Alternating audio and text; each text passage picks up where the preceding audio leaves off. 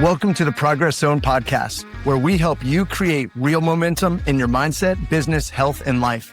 I'm your host, Jody Donaldson, and every week we'll explore the small, intentional steps that lead to big, lasting growth. This isn't about hype, it's about habits. So let's get started. Well, hey, everybody, welcome back to the Progress Zone podcast. I can't tell you how excited I am for today's guest. Mr. Chris Miles is a former financial advisor turned passive income expert. He's a founder of Money Ripples, host of the Money Ripples podcast, and a trusted financial coach who has helped countless entrepreneurs, professionals, and business owners achieve financial freedom. His unique strategies have helped clients collectively generate hundreds of millions in cash flow, and his insights couldn't be more relevant. But more than the numbers, what stands out is his mindset. Chris believes wealth is a product of alignment, aligning your money, purpose, and time to create a life of freedom and impact. Chris, welcome to the show. Hey, Jody, I'm so glad to be on. That was a cool intro. Like, that's not one I've heard somebody say before. I like that. Yeah. Well, some folks get to introduce themselves. I kind of felt like, I've been a longtime fan and supporter of your work. And I'm like, I wanted to kind of boost it up and then welcome you in, man. So thanks for being here. For sure. For those that don't know, or may not be familiar with Money Ripples or the community you've built, can you just tell us a little bit about your journey and how you came to be known as the anti-financial advisor? Yeah. I mean, initially it's because I became the traditional financial advisor, right? I actually never intended to go into finance. That wasn't my goal. My goal was to become a business consultant. I wanted to be like the Bobs from Office Space. If you ever seen that movie before, right? I wanted to be the Bobs, go in, tell why people are treating their employees like crap, walk out with a big paycheck. Yeah. And I figured before I was going to try to get my MBA, I thought I should have real life experience. And so I took what was supposed to be a 1-year sabbatical. And I said, all right, let's find some business to get into. I didn't know what to start or what to do. Just a matter of months later, I'm talking with a friend of mine. And he said, yeah, I just got hired with this financial firm. It's so cool, the things I'm learning about investing. And kind of like Adam Sandler in The Wedding Singer, when he was going into the job at a bank, he's like, I like money. I like to make more of it. I have a jar on top of a refrigerator. That's where you come in, right? That's kind of what I felt like. And so I said, you know what, can you give me an interview? And I didn't know at the time, like anybody can come off the street and pretty much be a financial advisor as long as you can pass a test and not have robbed the bank. And luckily I passed both those tests. I didn't rob a bank and I could pass a test. And so I became a financial advisor. That's what was required. I was now the expert, who knew nothing. And, but I enjoy being an entrepreneur so much. I actually never went back to finish my degree. I dropped out of college. I realized being an entrepreneur, I can have control of my time, my freedom, my, money and everything, doing that path. And so that's the path I decided to take. Even though it was the road less traveled, I wanted to take that path. Well, long story short, 4 years in, as I was doing that, then my dad had reached out to me. Now, understand that my dad was, his personality is a little like Fred Flintstone, hot tempered and rah, all the time. And he looked like Fred Flintstone too. On top of that, he was also like the penny pinching saver, right? He says frugal, we all say cheap, where he was like constantly like, buying everything on sale. I have Captain Crunch for entire year as a kid. And now my roof is permanently scarred because of it. Because, when you suck on those Captain Crunch nuggets, it's not good.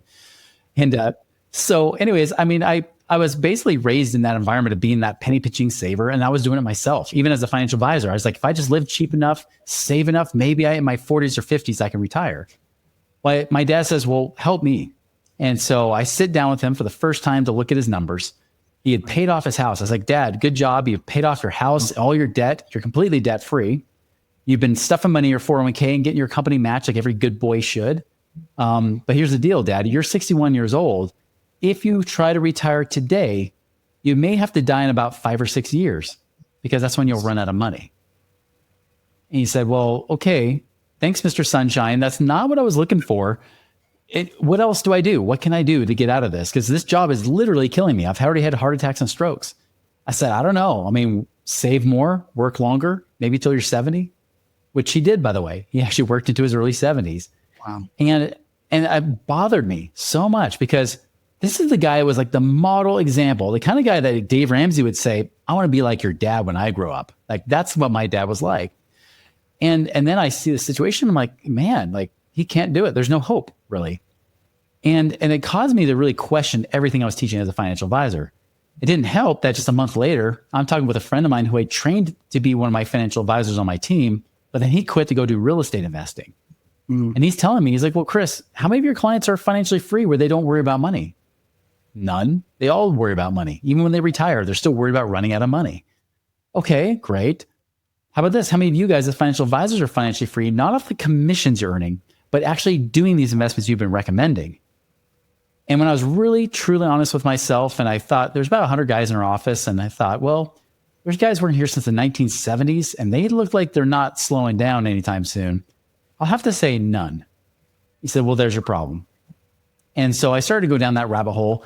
And instead of focusing on learning and being brainwashed by financial advisors and all of our trainings and stuff, I instead started looking for other answers, things like real estate investing, even like how do I create real passive income like Rich Dad Poor Dad talks about, but actually be able to do it. And real legitimate passive income, not just you're an active real estate investor with a full-time job that makes money in real estate, right? Yeah. And so I started going down that path. And later that next year, after I eventually quit being a financial advisor, I said, I can't do this anymore because I feel like I'm a liar and a deceiver. So I left. I had to keep my integrity intact. Even though I was at the height of my practice, I left and said, I'll just, be a ballroom, teach ballroom dancing on the side, do mortgages, as well as, doing some stock coaching. And that's what I was doing. But once I got into this real estate game and realized about passive income, and that's where real freedom is, later that next year, when I was 28, almost 29 years old, I was able to quote unquote retire, right? I had enough passive income coming in. I didn't have to keep working those other jobs anymore. Naturally, because I didn't know what to do with my time, I kept doing those other jobs anyways, because I didn't expect to be financially free that fast. But I was still doing it. And of course, people want to know how I did what I did. And so that's why in 2007, I came out of retirement, quote unquote, to, help people do what I did. And even went through the recession, went broke during the recession, came back out of it, was able to do it again. Even though I was over $1 million in debt after going broke, I was able to dig back out of that hole and then do it again, December 2016, where I had enough passive income to do it the second time, where now we call it work optional, where you work because you want to, not because you have to. Yeah, it's such an amazing story because I feel like so much of what we're taught in school and all the way up through college and the business courses and everything is, just put your money in the stock market, let it sit there and ride. And you're right. My father was a police officer, worked 30 years, got his pension, and, it's not a lot. After 30 years of your life, what's left? It's not a whole lot. And so for some people it can work, but for the majority of folks, I just don't see how that happens. And so, I think knowing that there's communities and resources out there to get people to be thinking differently. I mean, I know you talked about passive income and cash flow. We hear about budgeting and saving and, the other financial folks out in the world that, have big names and shows and things like that, but what do you think is that distinction that's so important regarding like that saving and budgeting versus passive income and having the cash flow to have options? There's nothing wrong with saving and budgeting, but the problem is everything's taught from a mindset of scarcity, isn't it? I mean, it's always about like, you just got to live as cheap as possible, spend nothing, save it all. Don't you dare go get that latte, right? There's a whole David Bach latte factor thing. He talks about how you save $5 a day and that's going to make you millions of dollars, 40, 50 years down the road. Right. Yeah. But, and again, I think there's an abundant way to teach that, which is more about stewardship, right? It's how do you become an abundant steward versus the scarcity driven spender or the scarcity driven saver like my dad was, right? Yeah. Instead of living that life of scarcity and just saving and saving. Because I'll tell you, what I've learned from working with hundreds and hundreds of people is that when you have that, spenders we get, right? Spenders is easy come, easy go. They're always hustling. But savers, they're supposed to be the ones that are the poster child for financial freedom, but they don't become financially free. In fact, just recently, I had a podcast come out as a react to a Dave Ramsey video because a guy calls in, followed his advice. Him and his wife are very good savers, right? And they had 1.7 million saved by the time they were in their early 60s. And what's crazy is that this guy, he's like, okay, I got 1.7 million. He's like, but I don't feel like a millionaire. And Dave Ramsey said like, oh yeah, okay. And so Dave's challenge was, what's an obscene amount of money? If you were going on a cruise, what do you think would be an obscene amount of money to spend? He said, $4,000. And so Dave's recommendation was, well, then go on a cruise and spend $8,000. And the line went dead, total silence. And the guy's like, and then of course, Dave's like, wow. And he's like, you breathing still? And the guy's like, yeah, I don't, that's tough. He's like, $8,000 out of 1.7 million is a drop in the bucket for you. You're probably earning more in interest in a year than that money. What's the problem? And the guy's like, I just don't know. He's like, I always picture being a millionaire better. And that's the key. I mean, one, yes, with inflation, $1 million is not what it used to be like 30, 40 years ago, right?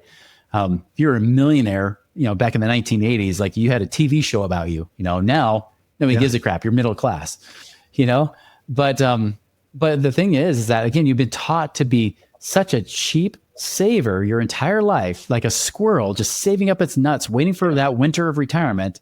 And then somehow you have to switch to say, now I'm okay to eat all these nuts. No, you're going to be like, I got to make sure I don't eat nearly. What if the winter goes longer? What if I live longer?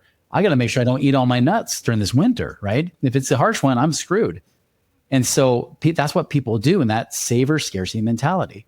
Yeah. And that's where the real issue is. I mean, beyond the fact that, the stock market and mutual funds especially are not as good as people claim they are, that right there is the reason why even if you save up a lot of money, you'll never be free. Because to me, financial freedom is when money is no longer the reason or excuse that you do or do not do anything. And so when you can break free of those chains, and this is why we look at being a steward, because a steward takes the best of a spender and a saver and puts it in one. Because here's the deal. Savers are, at least they're willing to be wise with their money. They want to think about what to do with it. But the problem is savers, they can never pay off their debt fast enough. They can never save enough money. It's just never enough. They just get in the constant pattern of always saving. And that's why they're never free.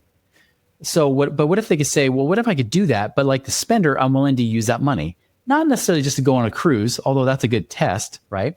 But more importantly, is like, how can I use that money to make more money, right? Like, what can I do to expand my stewardship? How can I expand my wealth?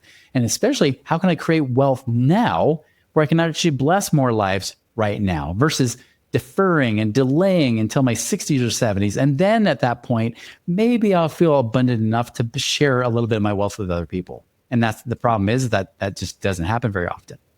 Yeah. Well, and not only does it not happen in like theory, but some folks don't even live that long. I mean, that's the other sad part is that they've saved, and then they don't even make it to 60. And then all that time and effort and energy and feeling like you can't enjoy life and can't get a cup of coffee or can't take a vacation or do something, it's like, well, it doesn't matter anyways. It's not even here. And that's a sad reality, I think, for a lot of folks, is we keep saying, and it goes back to there's never a perfect time for anything, right? And so like, you're like, oh, well, when the kids grow up and go off, I'm going to take that cruise or I'm going to take that vacation, or, it is tough because a lot of times people never see that. And they've built their whole life building up for that, and it doesn't happen. And that's pretty sad. It is. I've seen that happen firsthand. I've watched that with certain family members where they would have they would have a good stream of income coming in from businesses and things like that, but they convinced all their friends and neighbors that they were broke. Yeah. Like literally broke. Like they were like, this person was having people buy things for them. Right. Oh, yeah. And they were making like over $100,000 a year of streams of income from their retirement, but they still had people buying things for them, helping them with the groceries. There's one point that she wanted to repair screens.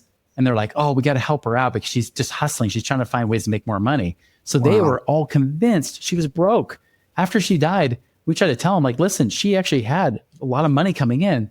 They're like, no, I refuse to believe that. That's not possible because I was always the one paying for her. I mean, that's how bad scarcity can be. And like you said, she never really enjoyed her money, right? She just kept squirreling it away. That's, you gotta, I mean, at what cost? Is that going to happen? And, we had a guy in our community where we were able to get him to be financially free at 60, even though the financial advisor he was working with say, you got to keep going. And so we got him financially free at 60, and he passed away suddenly at his desk of a heart attack at 64. Oh my gosh. So I'm so grateful that in his case, instead on the opposite side, he was able to do projects that he wanted to do for 4 years. Sure. He was able to do things, some more time with his family, trying to teach his kids about investing and things like that. I mean, just a a very different lifestyle than what most people have been doing. Yeah. Well, and that scarcity mindset, I feel like is probably one of the biggest like mindset blocks. But is there any other common mindset blocks or limited thinking that you see or that holds people back from achieving that financial freedom, or at least exploring that there's other options?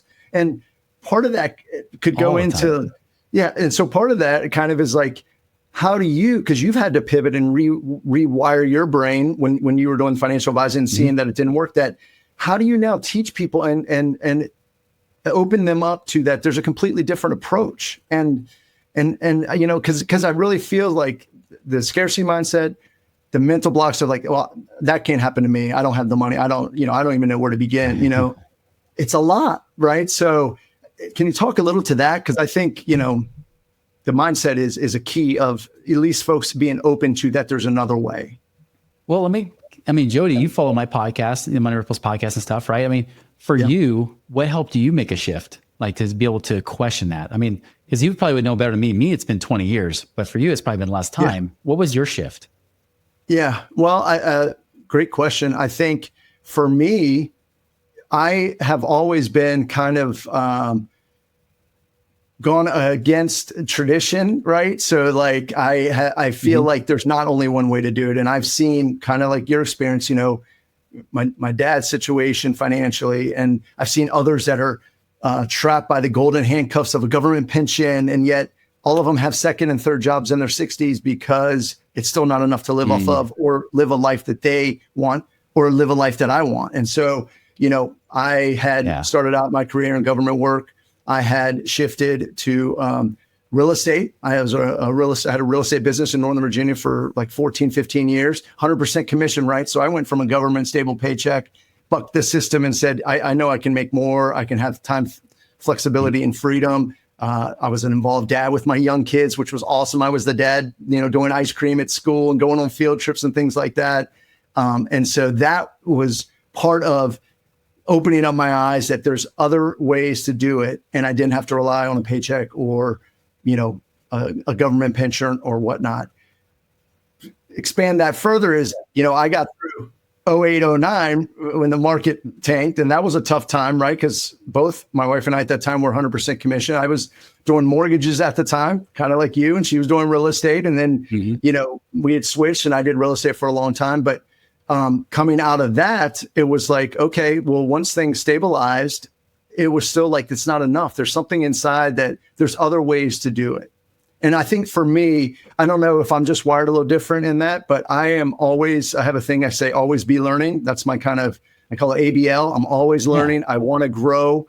Part of this podcast and the book I wrote was, progress in every step of your life. No matter what it is, you've got to be doing something. If you're the same person you were 5 years ago, that's a problem. The person 5 years from now that you could be is praying that you're trying to progress in your life in some way, whether it's emotional intelligence, relationship building, having a better work environment, having time. To me, that's kind of what it is. So asking me, I don't know if I'm a little different than some folks, because I do feel like most of the people that I've been surrounded with are really the traditional way of thinking. And I've always been kind of the outlier where they're like, what are you doing? That doesn't work. So, that's exactly the challenge I deal with too. I mean, and imagine someone like me who was a financial advisor. I mean, I was brainwashed and I drank the Kool-Aid, believed the Kool-Aid, right? Like I knew like this had to be the answer. Yeah. But what it came back to for me was just like those questions that friend asked me. Well, how many of your clients are financially free? And remember, this wasn't just clients that I helped. I had only done it for 4 years. So these people were saving for decades before me, working with other advisors, taking the traditional financial advice you always hear in the media. They were doing it right as well. It wasn't that, because here's the problem. A lot of people try to say, oh, it's just because they didn't save enough or because everybody's spenders. I hate the fact when Dave Ramsey fans say, oh, everybody in the world are spenders. Yeah. I will tell you, I've actually seen it's pretty split 50-50 down the middle. Like there are a lot of savers and a lot of spenders. And a couple, it's almost always one spender, one saver, or something like it. Sometimes you'll get two savers together, sometimes two spenders, but they usually have a really hard time working together, right? Yeah. But when I was really forced to look at reality, and this is like what you did too. You're like, wait, but this is what everybody's doing. Is that working? Right. And I think there's more people than you think that are like us, that turn our brains on. We actually like to think critically. I know it's a talent and a skill that's dying nowadays, especially with AI and everything else. Now we're not thinking critically. We're just taking the word based on the social media or whatever's out there. When you think critically, you have to say, well, let me question that. Just because everybody says it, does that make it true? Hey, everybody's been saying for years, oh, remember in the 80s, like, after the shift of calories and fat, they're like, oh, look, we have low fat Oreos. Did that make the Oreos any healthier? Of course not, right? It's actually worse. I mean, 2020, great example. We were all told one narrative, right? And then there were a few people in the wilderness that are saying, hey, I don't think that's true because I studied virology and all this stuff, right? But people are like, oh, that's completely wrong. They should be thrown in prison. They're killers. They're murderers. And then what happens? They come out and they say, oh, yeah, we actually lied. And again, like, people got fired over that. We had NBA players that were like getting traded to different teams. Military got fired over it, all because there's only a few people that questioned, and yet they were the right ones. We need people to question the status quo because, very often in the cases I've seen, the masses can be wrong. And especially when there's somebody who has a self-interest in you not knowing the truth. And the truth is that all the financial education that you're getting right now comes from one primary source. And that's the financial institutions, right? The banks, the financial companies, the Merrill Lynch's, the Goldman Sachs, right? The Fidelities, all these big companies are the ones that are passing down this information.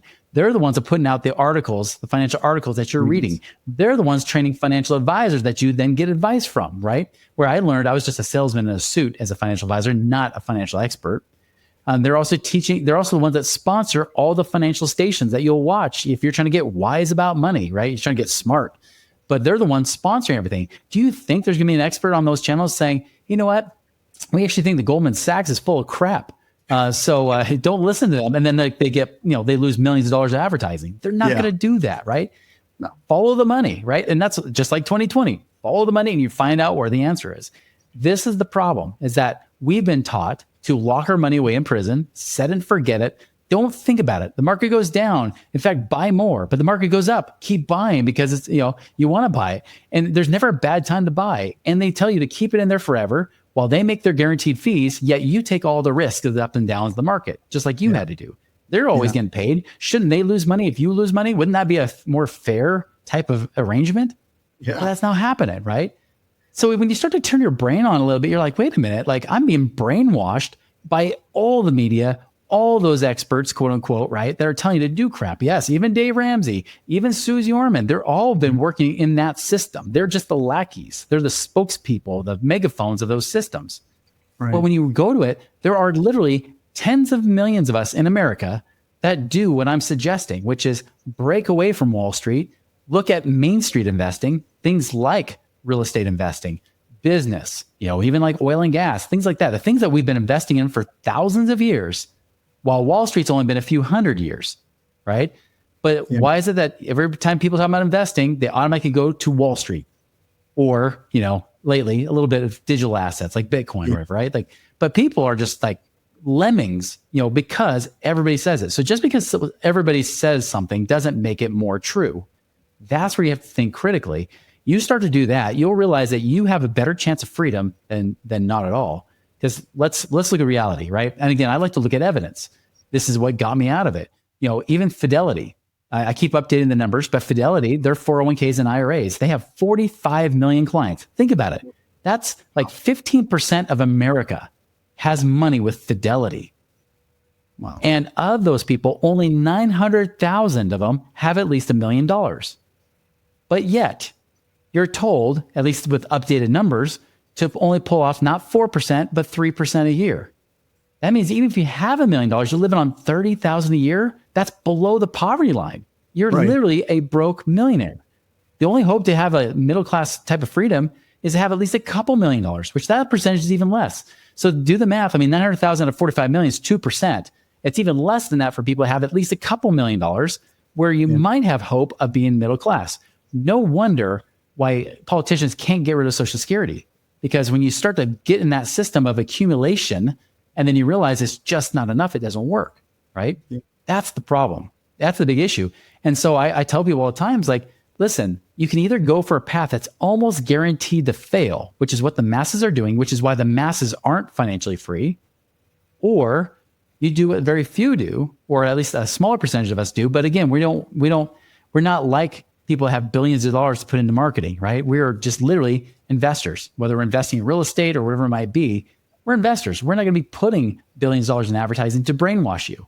That's why you don't hear about it as often, but we're doing it every single day, and we grow our wealth better. I mean, even for people that are ignorant, and I apologize, I'm just going on a rant, but I'm just going to go. So, but do it. Love it. But I mean, there's so many people that if you look at accidental millionaires, people that didn't realize they became millionaires or just got lucky, like just they weren't even smart. They just guessed right. Very few of them guessed right in the stock market. But guess how many people guessed right in real estate? I mean, tons of people. Yeah. I mean, you'd be a person in California. If in 1995 you bought a house for like $200,000, it's probably now worth $2 million, right? Right. You became a millionaire, a multimillionaire, and you didn't even know it, because you literally just said, "Oh, I just bought my house," and I just had it for the last 30 years. That's all it takes, And by the way, you didn't have to pay $200,000 up front. You probably put a little down payment of like maybe 5 or 10%, so you're like, wow, maybe I put down 10, 20 grand and now I'm a multimillionaire. You can't say that in the stock market. You can be like, I put in $10,000 or $20,000 and 30 years later, I now have millions. That does not happen, So that's the thing is like, look at evidence, right? Tony Robbins says success leaves clues. Well, look for the success. Look for those that have been there, done that, and still doing it today. And you will see a common pattern.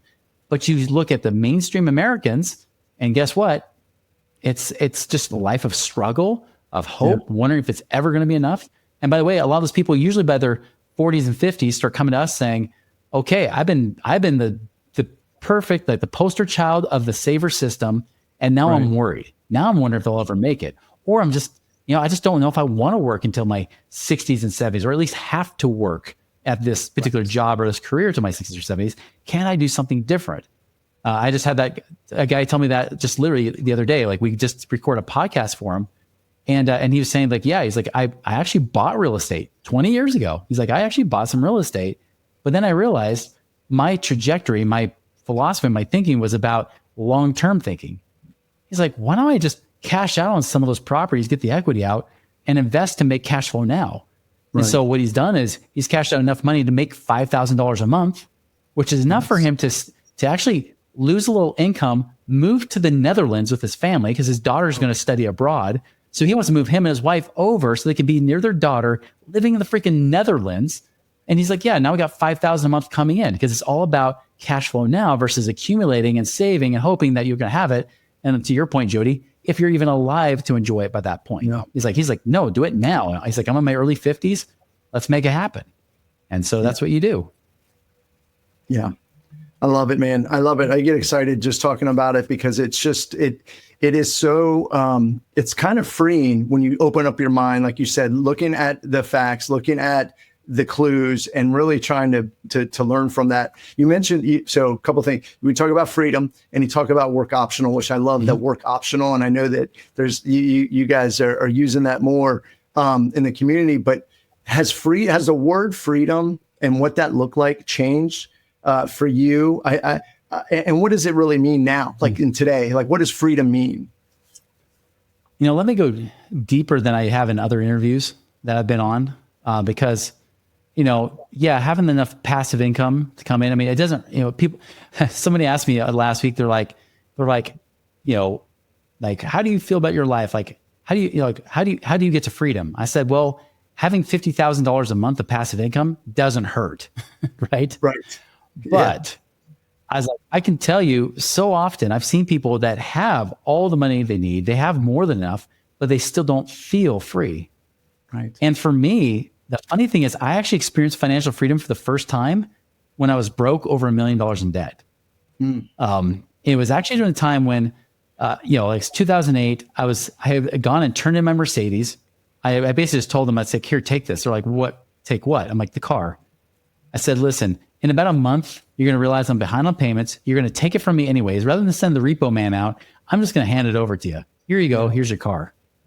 And they're like, okay, great. Thanks. A year later, I foreclosed on my house, not because I wanted to, because the bank required it, because they were Lehman Brothers and they didn't let me short sell the property. So I ended up foreclosing on the property. So, I was losing everything. And remember, I was the guy that was supposed to have it all figured out, which is, of course, why I stopped teaching people how to get out of the rat race at that time. Started teaching people how to find money, find and free up money. But I was broke. I had collector calls coming in all hours of the day. In fact, friends stopped calling. The collector callers didn't stop calling, right? They were always coming in. And so it was a rough period of time. Even my wife at that time was saying, maybe we should move our kids out. I move into my sister's basement until you figure your crap out. Just all that stuff. I was literally on welfare, by the way. Again, the guy that was financially free was all of a sudden now on welfare just a few years later. And it was finally when I got to the point where I was either selling stuff off or losing it, right? Plus going deeply in debt. I realized something. I said, wow, you take away all my stuff, other than the family van. We try to hide that from the repo man, but, we barely got to keep that one. But other than that, we pretty much got rid of everything. We had no more to show that pride. Beforehand, by the way, I bought the big house. I bought the nice car to show people my value. I put the stuff in front of me as showing value. But when that stuff was taken away, I had to ask myself, is the value still there? Was I just masquerading, using that stuff to show value because I didn't see value in myself? And once I started to realize that the wealth was within me and money was no longer the reason or excuse that I would do anything, right? That's when I hit freedom. And so when people say, what's financial freedom to you? It's different than financial independence. Financial independence is a calculated number. Once you have enough passive income coming in from your investments to pay your bills, you're financially independent. But it does not make you financially free. Financial freedom comes when you shift your mind and even your whole being, and you start to get to the point of saying, you know what? Money is not the reason or excuse or do not do anything. All things being equal, sure, money could be a factor, but it's not the thing that's swaying me to do this or that. It's like, oh, I would do this, but I can't because I don't have enough money. Or I would do this, but I can't afford it, right? When you start using those excuses, you will never, ever be financially free. That guy with 1.7 million that called the Dave Ramsey Show will never become financially free until he fixes that mindset. Right. So freedom is when money is no longer the reason or excuse you do not do anything. But having financial independence definitely helps with that too. Yeah, for sure. For sure. Well, and that's what I love about the community you've built and the information that you share on your podcast and the guests that you have on, and this is something that really resonates with me too, is when you talk about alignment and you mentioned stewardship and things like that, and that the connection between what someone's purpose is and how do they build their financial plan around that, right? I think that's what is really neat too, because you're very open and transparent when you talk about, it's, if you're in that situation, what are you doing to and you call it the ripple effect, right? What to help communities and friends and educate and be a resource for others. I love that. And so, when you talk about that alignment, that connection, can you kind of dig deeper about how you help someone to understand the purpose and then how that builds into a financial plan of what they could build from that? Yeah. Well, definitely it helps to know. If you want to go anywhere, just like if you put your destination in GPS, you got to put the destination first. Right. But then you got to make sure your locator's on so you know the starting point, right? And that's always the case, is where are you going? What is it you really want to accomplish? What do you want your life to look like? Unfortunately, most people have never asked those questions, or if they do, they just kind of quickly touch on it and then they go get distracted by some other thought. Yeah. So you got to really understand, what do I want my life to look like? If money were no longer an issue in my life, what would I do with my time? It was just a great question to ask, right? That's why I'm still working, because it got to the point where I kept getting to the point I could retire and quit. I would get depressed. That's why we refer to it as work optional, because you want to work because you want to, but not because you have to, you have to pay the bills. Right. But I think for most of us, we don't want to fully on quit and just do nothing. But the question you have to ask yourself is, what do you want to do with your time? For me personally, it was creating that ripple effect. I would literally reinvest my own personal money back in my business to create a bigger megaphone, right? That's why I keep doing the podcast now 11 years running, is for that reason, But everybody's different. Everybody has their own passions their own unique abilities, strengths, and experiences. And you start to combine that, and especially if you could focus towards solving a problem, now you're going somewhere, right? And that's where you can start aligning with the right people. I know there's a lot of P's I'm using, but really it's figuring out your passions, right? Yeah. Figure out what problems you could be solving with those passions. Because obviously, usually from a passion, there's some problem that you want to have addressed and solved in the world. Mm-hmm. Ultimately, the ripple effect is how do I create the world, make the world a better place because I'm in it. And yes, money can help. It could also be your time and talents and energy and things you put into it too. So it doesn't always have to be money, money focused and just throw money at a problem. That's why you don't always have to throw money at a nonprofit, although you might align with the right people that are a nonprofit and that could be good.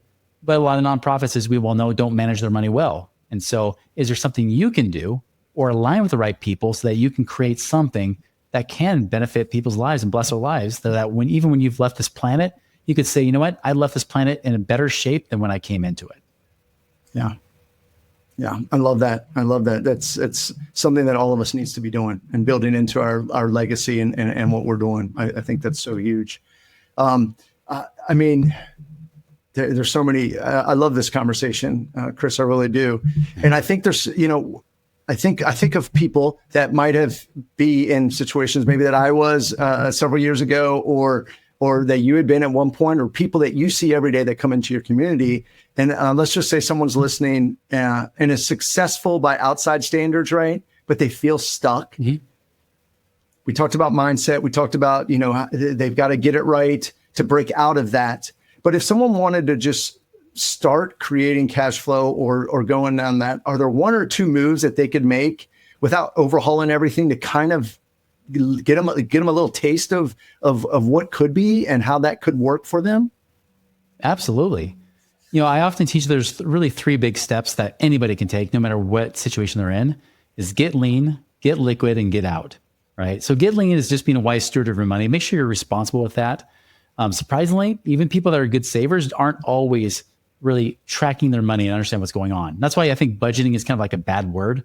Budgeting sucks, but creating a spending plan is awesome, right? Where you know that even if you spend it into savings, you're giving every dollar a job.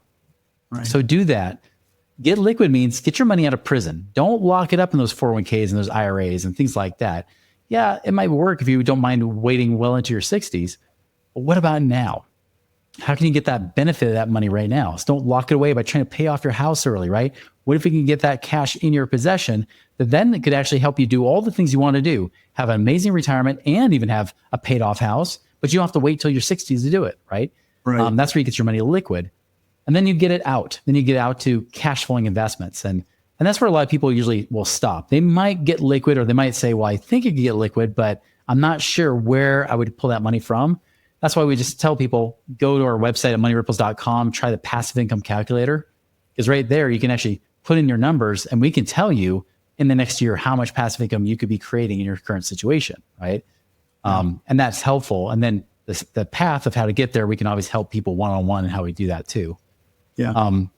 But I'll tell you this, ultimately, right? I mean, this comes right back to your goals. And I would say this kind of as, for your show too, of the Progress Zone. One thing that I also came to understand while I was going broke, especially when I felt horrible about how I was in my current status. And of course it was humiliating, right? My pride was definitely hit pretty hard, especially when you had neighbors that were like, oh, he was the finance guy and now he's broke, and by the way, the person that bought my house when it went to foreclosure was my neighbor's brother. He's like, gosh. Oh yeah. So if the very neighbor, I'm like, of course they knew it. It's like, yeah, I bought it for half the price I bought it for. Jeez. And then he's like, turn around. It's like, yeah, I bought this for my other sister too, or whatever. And so, I was going through that, but one thing I realized is that there's always like 5 P's I focus on. Like there's the path, right? Perspective determines the actions you take. Then your purpose, as we talked about, right? Having that purpose. What's that end game for you? What's the ways you can take your time and talents and your passions and use that? That leads into also protecting you as the main asset, protecting your other assets that are financial assets, producing, make sure you're a creator, not as much of a consumer. And then the 5th P, which ties to the show, is progress, right? One thing I came to understand is that in as much as you're always progressing, you're prosperous. As long as you progress, you prosper. Yeah. If you don't progress, you're damned, right? I mean, damnation is literally when you stop progressing, and so if you're always focused on progressing, no matter where you are, it's not about your location. It's about your direction. Where are you facing? Where's the direction you're heading?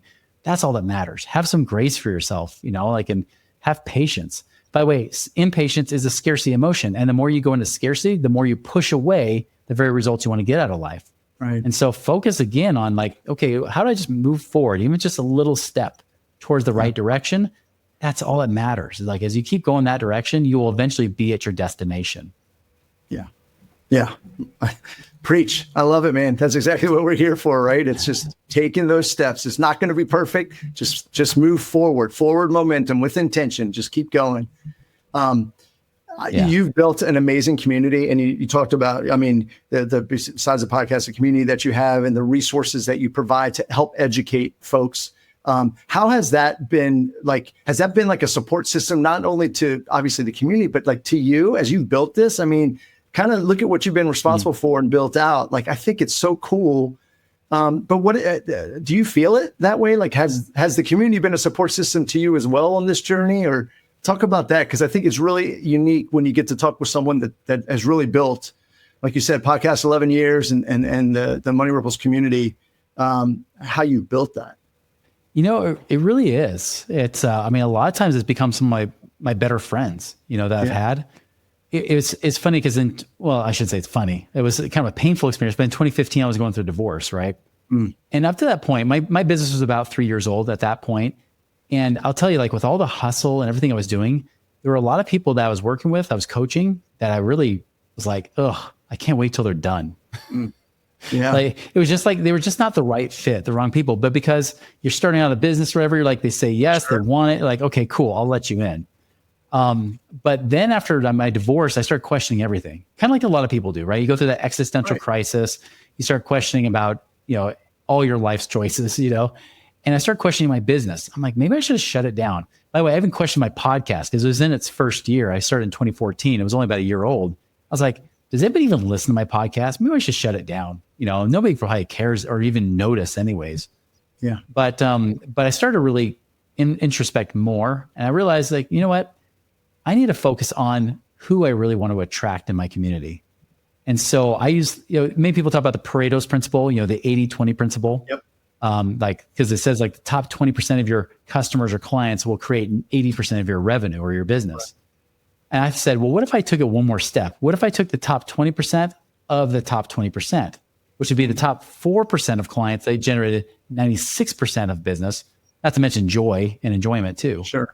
And so I hyper focus on one or two particular clients. And so when I would eventually start doing my podcast, I would talk to them. I wouldn't call them by name, but I would have that image of them in my mind. I would talk to those people. And as I started to do that, guess what? More of those kind of people started being attracted to me. They started showing up. And I was and I remember it was crazy because I had all this pride and ego around the events I put on. So I'd have at least 40 or 50 people show up at these events. Well, after that, I was going through the divorce and I was shutting everything down. And I decided I wasn't going to do more events. I was going to do less events. Yeah. And I only wanted to invite people I wanted in the room, not just to fill seats. I had 4 people show up to my event, 2 couples. That was it. And I had 1 helper. So maybe it was 5. Sure. But obviously it was the smallest event I ever put on. I'm man, was this even worth it? But I was about an hour into the I was drawing on the whiteboard. I was an hour into it. And then I just paused and I turned around and looked at them. I said, listen, you're in this room because you and I both know you're perfect for this. You're the right people for me to talk to. Can I just spend the next couple of days and just deliver as much value as possible? And then we'll focus on how we work together. Sure. And so we did. And both those couples became clients. It was my most profitable event, even though the ego didn't make it look good. I actually made more money at that event than any of those other events with more people in them. Yeah. And I was happier. And I had the right people that I could create great results for. And I think that's what's important is that when you really focus on who do I want to attract, and in that community, you get more of those people. And I'll tell you, I've had so many of our investment operators, people that we refer to go find investments. They'll tell us, they're your people are the best people we meet with. Like hands down, they're salt of the earth people. They're just good, authentic people. And they're smart. Like they get it. Like they're well educated. They're prepared. They're ready to go. I don't have to do all this extra teaching and stuff because they are just good people, and that's even compared to other programs where people will pay almost 10 times the cost to be in their program. And they even make them go through hours longer of education, but because they get the right education, they're the right people, man, like they get bragged about all the time. And so, I mean, it's become a support to me as well, because I'll become friends with them. And obviously like it feels like I'm talking to a colleague, not like a coach student relationship as much. Right. Like it feels like I'm talking to somebody who I would hang out with. And I think that's what makes it so fun, is that pretty soon you realize like, these are my people. And that's when you're on the right track. If you don't feel that way, then obviously you're attracting the wrong people, and you need to focus on who you want to attract versus who you want to repel. Yeah, that is the truth for sure. Well, I got to tell you, the community is great, but how does Chris Miles progress? Like, what's next for you and Money Ripples? Is there any exciting projects or future vision that you could share that you're working on? Well, this month in September, we're actually releasing our very first book, Work Optional Blueprints, coming out. Awesome. Very excited about that. I hate writing, so I'm very grateful. I've had key people help me out, key people that either took my transcribed stuff, and even used AI and whatnot. My CMO, Danielle, I mean, she probably should be the author on the book more than me in some cases, but still, like, I mean, it was a massive project over the last year that we're now excited to release here in September. So that's a big project's happening. Definitely always wanting to expand the podcast more and more. And that's always something we're trying to do, and keep growing that and growing our ripple effect that way. And I'll tell you, even from a personal standpoint, I mean, besides the fact that my kids keep growing up and moving out of the house, right? Like, that sort of thing. For me, I mean, like, I have the goal that by the time I'm 50, I'll run all 7 marathon majors. In March, I'll be running the Tokyo Marathon, which is number 4 of the 7. Oh my god! And I'll be 48. So I got 2 years to get the other 3 squeezed in, but I think I can do it. I'm getting really close, and the more you get done, the more that those races are willing to accept you, even if you don't get picked in the lottery. They kind of give you a little extra priority if you have less to go. So excited about that, of course, and just excited to just enjoy life in a different way. I mean, I always tell people I want to hike the Camino de Santiago, and that goes from like France to Portugal or Spain, like I've got a lot of bucket list things to do, but one thing at a time. Yeah. I love it. Well, Chris, thank you again, man, for being here and for bringing so much value to the table. I know for me, and I hope for the listeners, that the conversation is going to unlock something in you and really kind of open your eyes. So just be open to another way of thinking, right? But before we wrap, how can people connect with you and learn more about Money Ripples or join the community? Yeah, anything Money Ripples, whether it's at Money Ripples on social media, moneyripples.com, or even just if you go to look up the Money Ripples podcast, we have that on all channels. Awesome. And we'll put links for the ways you can connect with Chris and Money Ripples in the show notes, just so you have it as well. But Chris, thanks again, man. I got to say, if something Chris shared sparked an idea or a challenge in you today, do us a favor and share this episode with a friend who needs it. I think we all know of somebody that could benefit from this. And just be sure to follow or subscribe to the Progress Zone podcast on Apple, Spotify, or YouTube, and leave a review if this helped you move forward today. And just keep showing up, keep doing the work, and keep making progress. I'm Jody Donaldson, and I'll see you next time inside the Progress Zone. Thanks for joining me in the Progress Zone. If today's episode gave you a spark, share it with a friend, subscribe, or leave a quick review. And remember, progress isn't about being perfect. It's about showing up. I'm Jody Donaldson, and I'll catch you next time inside the Progress Zone.